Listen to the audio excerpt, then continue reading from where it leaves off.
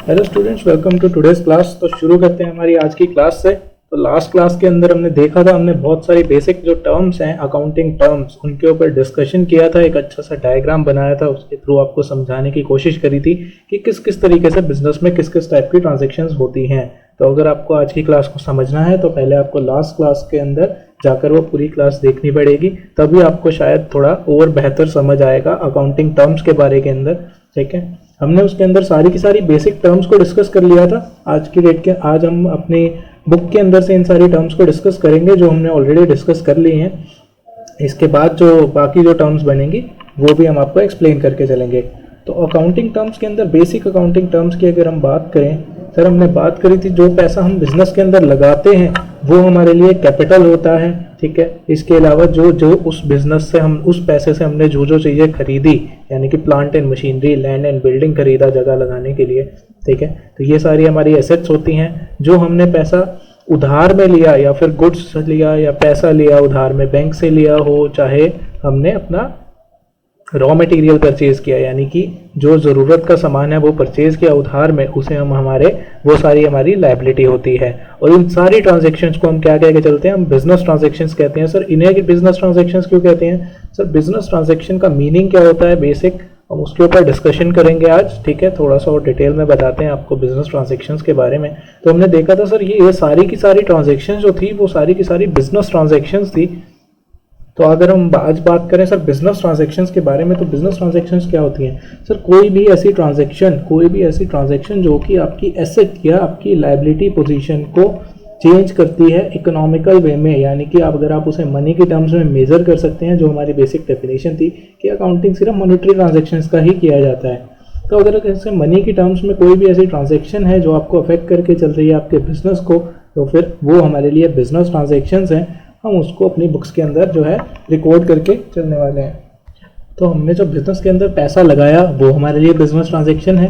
हमने उस पैसे से जो मशीनरी वगैरह खरीदी, जो बिल्डिंग खरीदी, वो भी हमारे लिए बिजनेस ट्रांजैक्शन है। और इसके बाद जो पैसे को हमने यूटिलाइज किया आगे चीज़ें बनाने के लिए, अपना फाइनल प्रोडक्ट बनाने के लिए, तो वो भी हमारे लिए क्या है, ये सारी की सारी हमारे लिए बिजनेस ट्रांजैक्शंस है। उसके बाद हमने क्या किया, हमने क्लॉथ फैक्ट्री का एग्जाम्पल डिस्कस किया था। तो हमने जब क्लॉथ्स बनाकर आगे बेचे तो फिर इस केस के अंदर वो भी हमारे लिए सारी की सारी बिजनेस ट्रांजैक्शंस होती हैं। ठीक है, तो बिजनेस ट्रांजैक्शन का सिंपल सा मतलब क्या हुआ सर, कोई भी ऐसी ट्रांजैक्शन जो कि आपके बिजनेस से परटेन करती है वो आपके लिए बिजनेस ट्रांजैक्शन है। पर्सनल नेचर की ट्रांजैक्शंस को मैंने आपको पहले ही दिन कहा था सर, बिजनेस की अगर आप बात करें तो बिजनेस की सारी ट्रांजैक्शंस अलग होती हैं। आप पर्सनल नेचर की ट्रांजैक्शंस को बिजनेस के अंदर इन्वॉल्व नहीं कर सकते। फॉर एग्जांपल सर, अगर आप घर के लिए कुछ खाना लेकर जा रहे हैं तो वो आपके लिए एक पर्सनल ट्रांजैक्शन है, वो आपके बिजनेस के लिए कोई भी बेनिफिट नहीं देगा, तो इसलिए वो बिजनेस ट्रांजैक्शन नहीं होता। ठीक है, वो आपके बिजनेस से बिल्कुल भी, जो भी चीज़ आपके बिजनेस से रिलेट नहीं करती वो आपकी पर्सनल ट्रांजैक्शन है और उनको बिजनेस के अंदर रिकॉर्ड नहीं किया जाता। हाँ, अगर आप बिजनेस के थ्रू से रूट करते हैं तो उसे इनडायरेक्ट वे में बिजनेस ट्रांजैक्शन के थ्रू ही बाहर कर दिया जाता है आपके अकाउंटिंग से।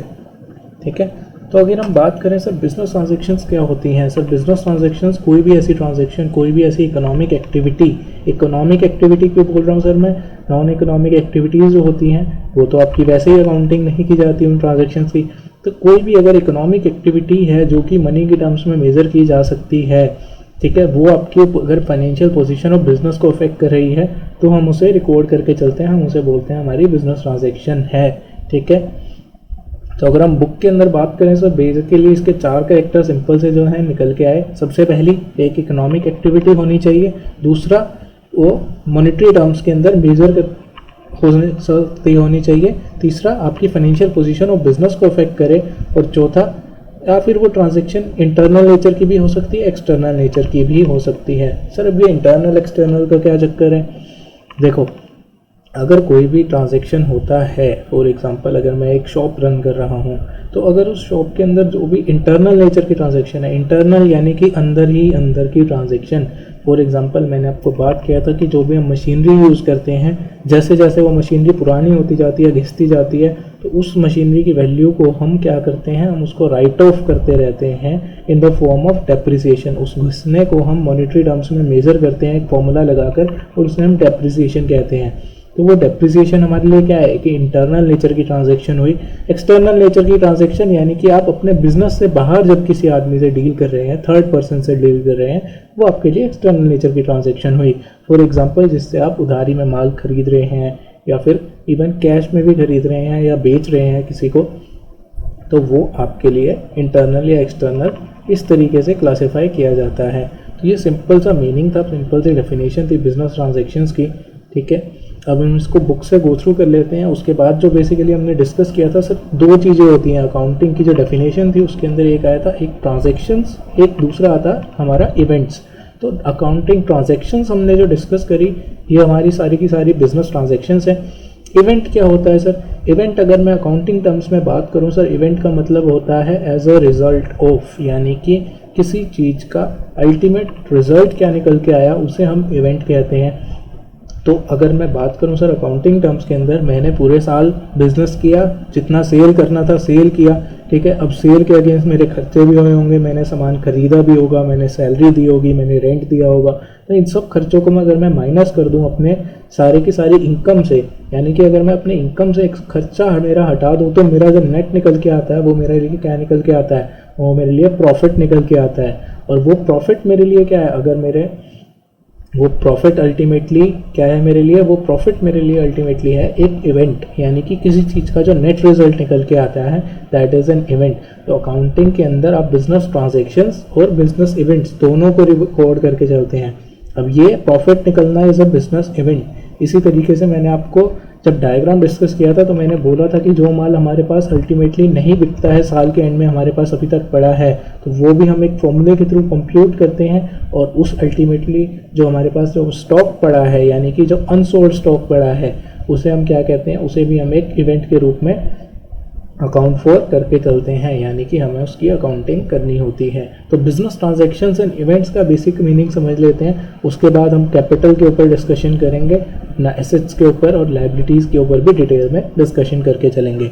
तो बिजनेस ट्रांजैक्शंस की अगर मैं बुक से बात करूं sir, business transaction is an economic activity of the business, यानी कि इकोनॉमिक एक्टिविटी होना चाहिए, नॉन इकोनॉमिक। अगर वो आपके बिजनेस को किसी तरीके से इकोनॉमिकल वे में बेनिफिट नहीं देगा तो फिर वो कभी भी रिकॉर्ड नहीं किया जाएगा। यानी कि क्वांटिटेटिव को ट्रांजैक्शंस को रिकॉर्ड किया जाता है, क्वालिटेटिव ट्रांजैक्शंस को रिकॉर्ड नहीं किया जाता है। तो a business transaction is an economic activity of business that changes it's financial position. Financial position क्या होती है बिजनेस की? सब 3 मेजर पोजीशन होती है, जब हम इसको आगे डिस्कस करेंगे अभी, ठीक है, आपका जब डिटेल में आएगा। बट 3 आपको डायग्राम से इतना क्लियर हो गया होगा। एक चीज़ तो हुई जो मैंने बिजनेस में पैसा लगाया, ठीक है। अब वो पैसा लगा कहाँ पे? मेरा एसेट के अंदर लगा। और दूसरा पैसा कहाँ पे हुआ? जो मैंने उधार लिया था, जो मैंने लोन लिया था। तो अल्टीमेटली मेरा जो बिजनेस है वो 3 मेजर चीज़ों में सिमट के रह जाता है।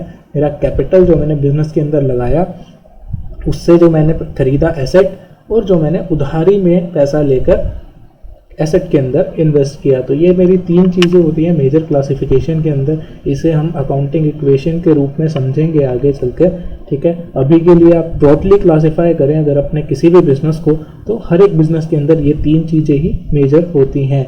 तो इन 3 चीज़ों को अगर कोई भी ट्रांजैक्शन अफेक्ट कर रही है, यानी कि अगर मेरी किसी भी ट्रांजैक्शन से मेरा कैपिटल या मेरी एसेट या मेरी लायबिलिटी ये बढ़ रहा है या कम हो रहा है, तो फिर इस केस के अंदर वो मेरे लिए क्या है? वो मेरे लिए एक बिजनेस ट्रांजैक्शन है, ठीक है।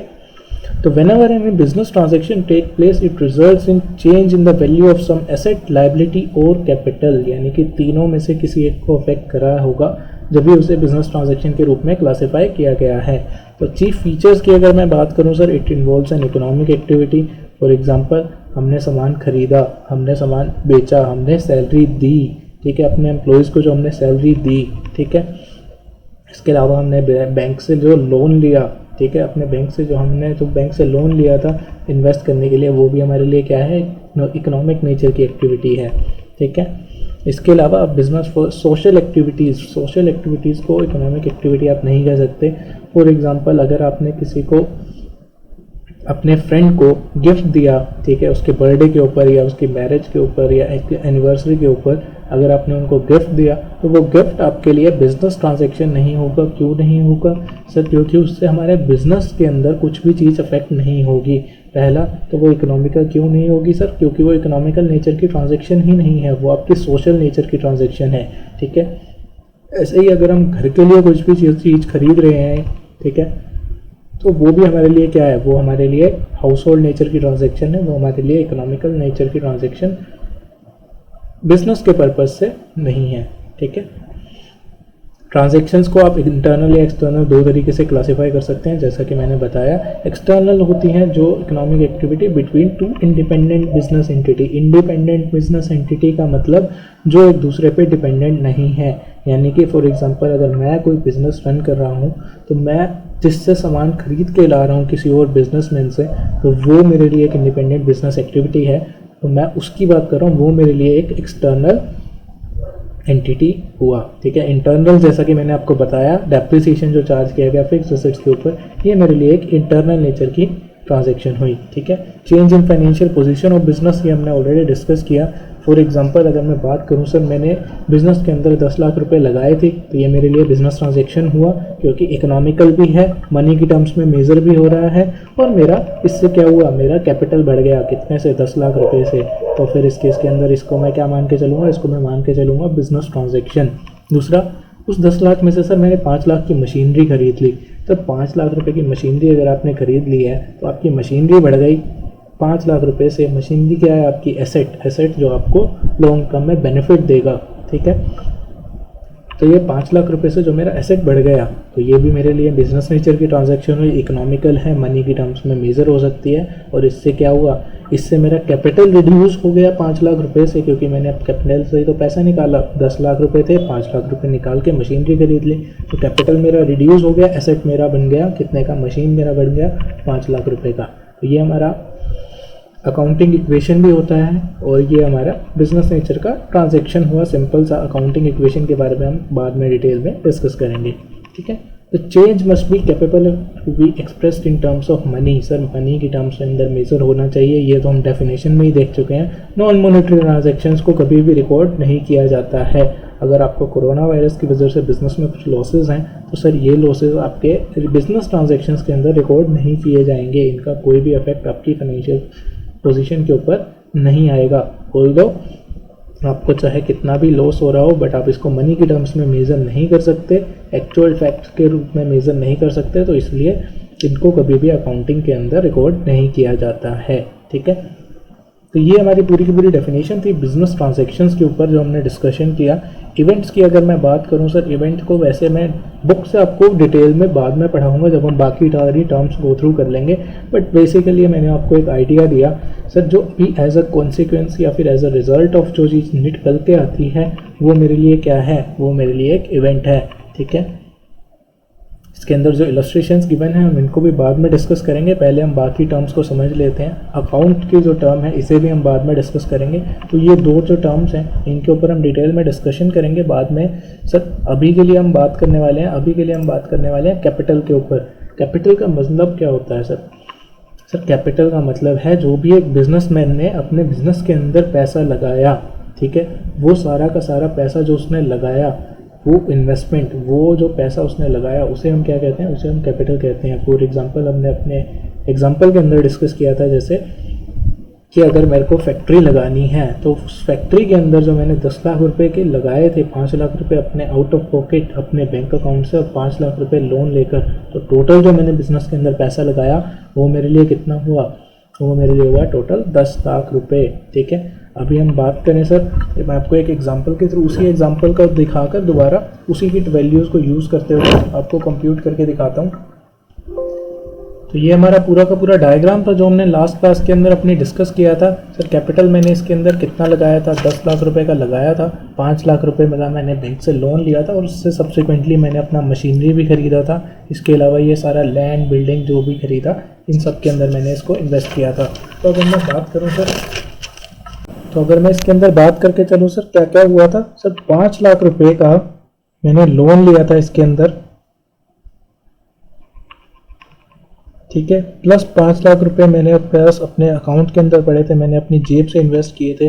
ठीक है, जो कि हम इसे अभी डिफाइन करेंगे ये हमें क्या होता है। और ये टोटल क्या हुआ, 10 लाख रुपए। ये 10 लाख रुपए से हमने कहाँ पे इन्वेस्ट किया था, अपने एसेट्स के अंदर, अपना क्या क्या खरीदने के लिए? मशीनरी खरीदी सर, इससे हमने लैंड खरीदा, इससे हमने अपना बिल्डिंग खरीदा, इससे हमने अपना रॉ मटेरियल वगैरह भी खरीदा और अल्टीमेटली प्रोडक्शन बनाया। ठीक है, यानी कि हमारा जो गुड्स हैं, आप कह सकते हैं गुड्स इसके अंदर खरीदे। ठीक है, अभी बेसिक टर्म्स से समझा रहे हैं हम। तो अल्टीमेटली सर ये क्या होता है सर, 5 लाख रुपए का हमने लोन लिया था जो कि हमारे लिए लायबिलिटी थी। ठीक है, 10 लाख रुपए जो हमने इन्वेस्ट कर दिए ये हमारे लिए एसेट थी। तो अल्टीमेटली ये क्या चीज़ होगी, ये जो 5 लाख रुपए मैंने अपनी जेब से लगाए, ये मेरे लिए क्या है टोटल, ये मेरे लिए ओनर्स वर्थ है। यानी कि एज अ ओनर जो मेरा नेट वर्थ है, जो मैंने पैसा लगाया, नेट पैसा कितना लगाया, टोटल मैंने 10 लाख रुपए लगाया, लेकिन अपनी जेब से कितना लगाया, अपनी जेब से कितना लगाया, 5 लाख रुपए। तो इसे हम क्या बोलते हैं, हमारा कैपिटल या फिर ओनर्स नेट वर्थ।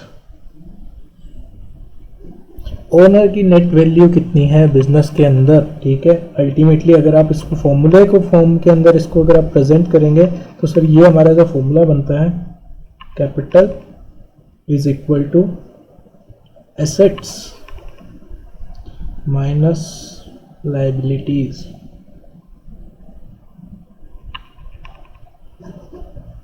ये जो सर आपका जो फॉर्मूला निकल के आया है, capital is equal to asset minus liabilities, यानी कि नेटवर्थ का जो ये फॉर्मूला निकल के आया है, इसी फॉर्मूले को हम कहते हैं अल्टीमेटली अकाउंटिंग इक्वेशन।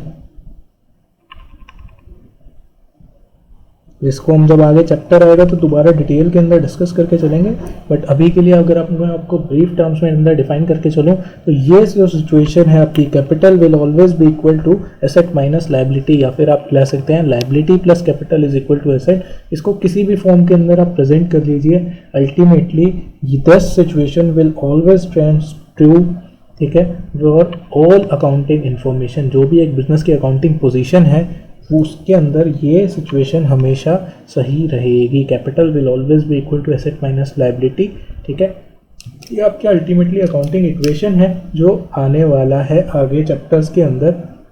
तो इसके बारे में हम जब नेक्स्ट चैप्टर के अंदर आएगा तो हम उसे ज़्यादा डिटेल में डिस्कस करेंगे। अभी के लिए हमारा पर्पज़ आपको कैपिटल समझाने का था। सर कैपिटल का अल्टीमेटली पर्पज़ क्या हुआ, अल्टीमेट मतलब जो हुआ कैपिटल का वो क्या हुआ, जो हमने अपने एज अ ओनर अपनी जेब से बिजनेस के अंदर इन्वेस्ट किया है उसे हम कैपिटल कह के चलते हैं। ठीक है, चाहे वो बिजनेस किसी भी फॉर्म का हो। अभी के लिए अगर मैं बात करूं सर, आपका क्लास 11th के अंदर सोल प्रोप्राइटरशिप बिजनेस है।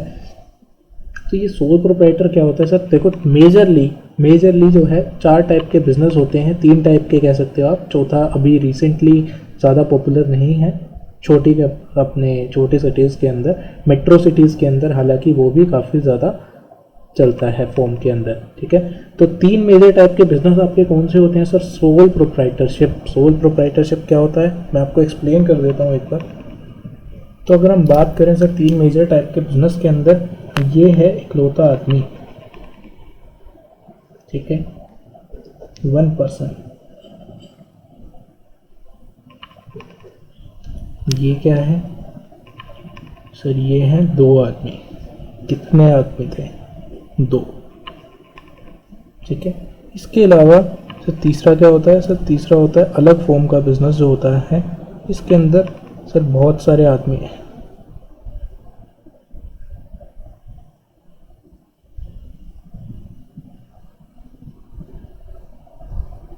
सर कितने आदमी हो सकते हैं, कितने भी हो सकते हैं। ठीक है,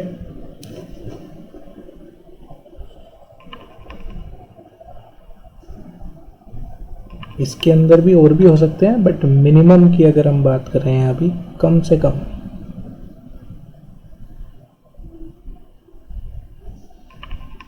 और इसके अंदर में मिनिमम 2 होते हैं, बट मैक्सिमम कितने भी हो सकते हैं।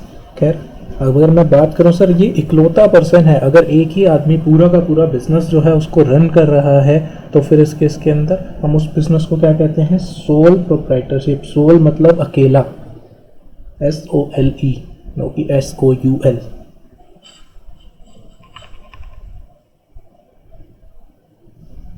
सोल प्रोप्राइटरशिप की अगर हम बात करें सर, सोल प्रोप्राइटरशिप के अंदर जो है अकेला आदमी सब मैनेज करता है।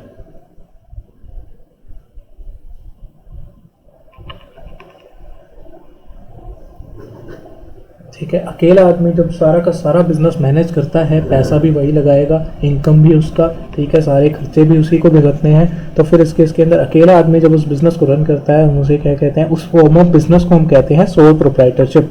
ठीक है। इसके अंदर क्या है, ये रामू और शामू ये दोनों मिलकर बिजनेस रन कर रहे हैं सर। A+B 2 आदमी हो गए, तो 2 आदमी अगर कम से कम होते हैं, मैक्सिमम की अगर मैं बात करूं सर, इसको हम बाद में डिस्कस करेंगे।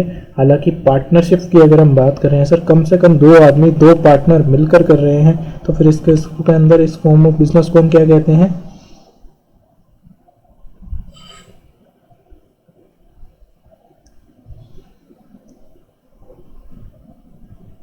Partnership business. यानी कि कम से कम 2 आदमी हैं जिसने बिजनेस के अंदर सारा का सारा क्या किया है, पैसा लगाया है।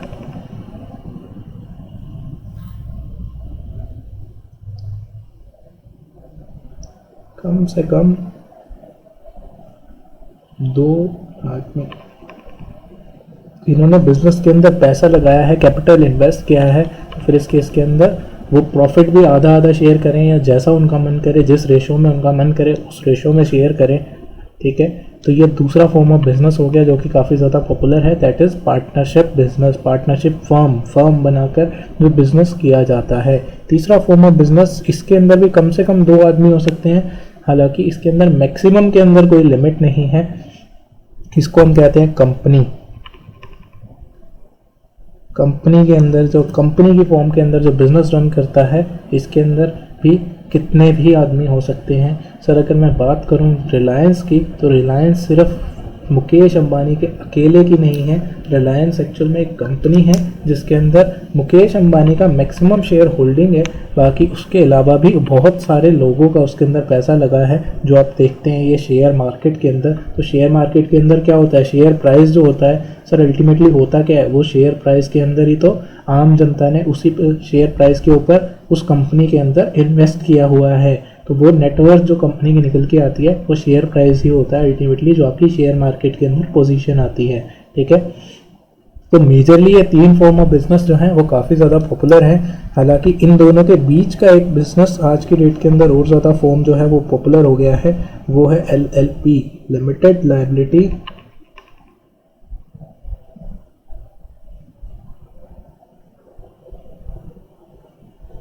पार्टनरशिप।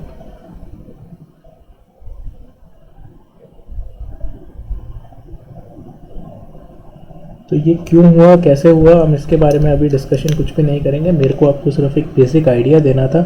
इसके अंदर आप सिंपल सा ये समझ सकते हैं, सिंपल सा, कि इससे थोड़ा कम और इससे थोड़ा ज़्यादा, यानी कि दोनों के फीचर्स को मिलाने के लिए एक बीच का फॉर्म निकाला गया था, लिमिटेड लायबिलिटी पार्टनरशिप। ठीक है। इसके अलावा पार्टनरशिप और कंपनी के अंदर भी क्यों लिमिट्स लगाई गई हैं सर, वो अलग कहानी है, उसको हम डिस्कस नहीं करके चलेंगे इस क्लास के अंदर। ठीक है। मेजरली ये 3 type of form of business होते हैं। आपका जो क्लास 11th के अंदर है वो सिर्फ सोल प्रोप्राइटरशिप बिजनेस है। आपका क्लास 12th के अंदर जितना आएगा, ये आपका 11th का सिलेबस के अंदर आएगा। अल्टीमेटली जो आपका सिलेबस खत्म होगा वो आपका सोल प्रोप्राइटरशिप के सारे 100% अकाउंट बनाने में ख़त्म हो जाएगा। और जो क्लास 12th के अंदर आपका आने वाला है, ये आपका आने वाला है मेजरली ये 2, पार्टनरशिप बिजनेस और कंपनी के बेसिक्स, यानी कि इन दोनों, पार्टनरशिप बिजनेस 100% और कंपनी का बेसिक। ये आपका क्लास 12th का जो है वो सिलेबस होने वाला है। और क्लास 11th का सिलेबस के अंदर अगर मैं बात करूँ तो क्लास 11th के अंदर मेजरली आपका सोल प्रोप्राइटरशिप बिजनेस ही इंक्लूडेड है। तो अगर मैं बात करूं सर, अकेला आदमी बिजनेस के अंदर इन्वेस्ट करता है जो भी पैसा, तो उस पैसे को हम क्या कह के चलते हैं, उस पैसे को हम कहते हैं हमारा कैपिटल। अब वो कैपिटल कहाँ कहाँ यूटिलाइज होगा, कैसे कैसे यूटिलाइज होगा, वो आपको डायग्राम देखकर इजीली समझ आ सकता है। ठीक है। तो ये हुआ हमारा कैपिटल का एग्जाम्पल इसके अंदर गिवन है जिस तरीके से। तो एग्जाम्पल को अगर मैं बात करूँ सर, एग्जाम्पल की, तो अगर हम बात करके चले सर एग्जाम्पल की, तो ये आदमी था एक सोल प्रोप्राइटर जिसके पास 5 लाख रुपए हैं। अब इसने बिजनेस के अंदर इन्वेस्ट किया, उससे क्या क्या चीज़ें खरीदी। सबसे पहली बात तो लैंड खरीदेगा, जगह खरीदेगा, बिल्डिंग बनाएगा उस जगह के ऊपर। ठीक है। इसके अलावा और क्या खरीदेगा, रॉ मटेरियल परचेज करेगा, यानी कि गुड्स जो है उनको परचेज करेगा। अब मशीन खरीदेगा इन गुड्स को अपना फाइनल प्रोडक्ट बनाने के लिए, ठीक है, इस तरीके से। अब मशीन खरीदेगा सर, मशीन चलाने वाले बंदे भी होंगे, उनको सैलरी देगा। अल्टीमेटली जो मेरा सामान बनेगा, ठीक है, तो मैं उसको क्या करने वाला हूँ, मैं उसको स्टोर भी करूँगा, तो स्टोर के भी खर्चे होंगे।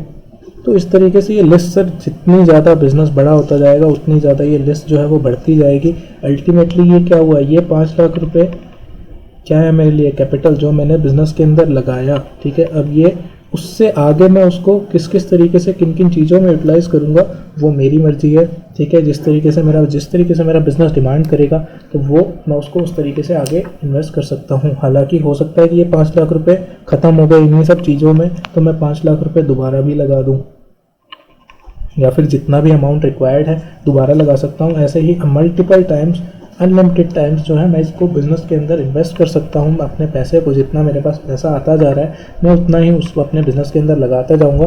तो अल्टीमेटली ऐसा नहीं है कि सिर्फ बिज़नेस की शुरुआत के अंदर जो पैसा लगाया गया वही मेरे लिए कैपिटल होता है। सर अगर मैं बाद में भी बिज़नेस के अंदर कुछ इन्वेस्ट कर रहा हूँ तो वो भी मेरे लिए कैपिटल होता है। अब इसी के साथ सर एक और टर्म डिस्कस कर लेते हैं। कैपिटल तो हुआ जो मैंने बिज़नेस के अंदर पैसा लगाया।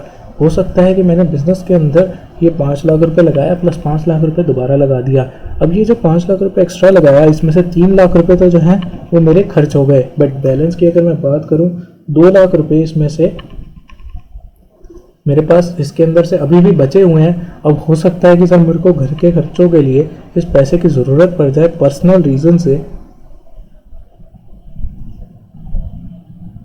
पर्सनल रीज़न या पर्सनल पर्पस से अगर मैं इसको पैसे को बाहर निकाल लेता हूँ,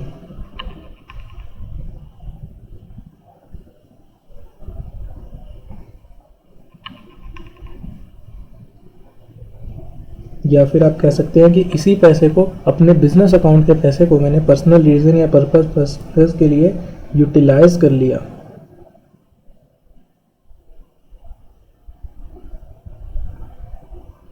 तो अगर मैंने इसको पर्सनल पर्पस के लिए यूटिलाइज कर लिया तो फिर अल्टीमेटली सर ये पैसा तो मेरा निकल गया।